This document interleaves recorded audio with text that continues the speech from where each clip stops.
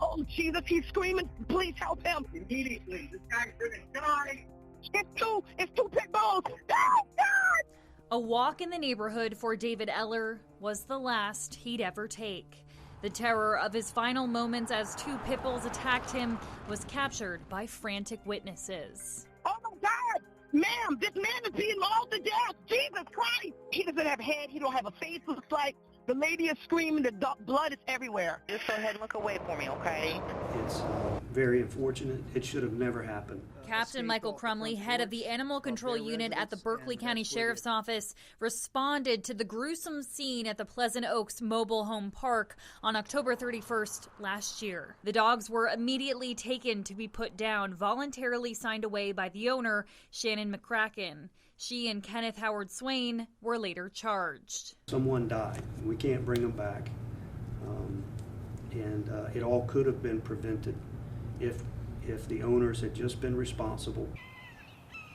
But Live 5 Investigates learned the October incident wasn't the first time Animal Control has responded to calls about these animals, a fact that troubled Eller's family. These people do not deserve bond, and I just don't want them out of jail. I mean, I want you to hit them as hard as you can.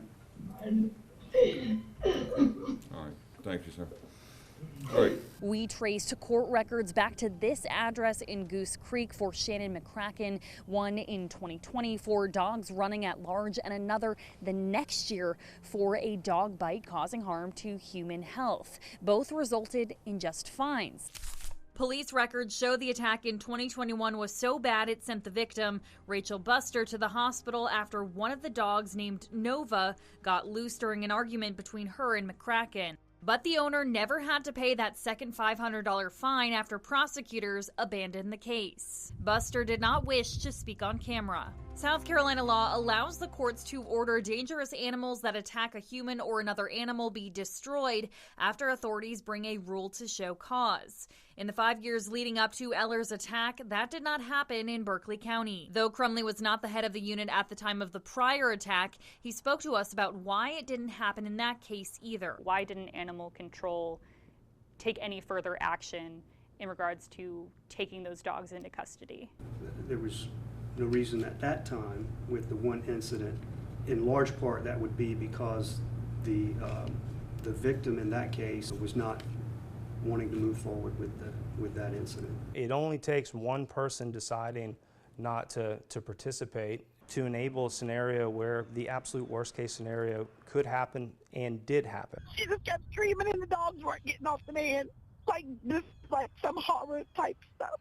Attorney Bryce Pepper represents dozens of clients for dog bite cases. He says oftentimes victims might not choose to pursue the case because they personally know the owner. And that can create some very complicated issues. However, in an instance where that prosecution does not go forward, it really removes it from the Animal Control's hands. It's very difficult to prosecute a case without any victim participating. The South Carolina Department of Health and Environmental Control tracked more than 3,000 dog bites in the Low Country between 2021 and 2022.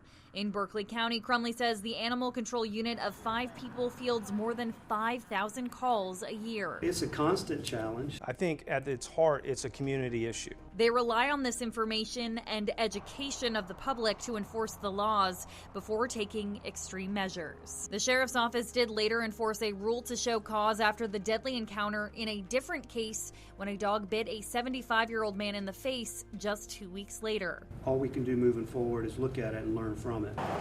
As Berkeley County continues to grow, he also says it's now more important than ever for pet owners to take responsibility for their animals.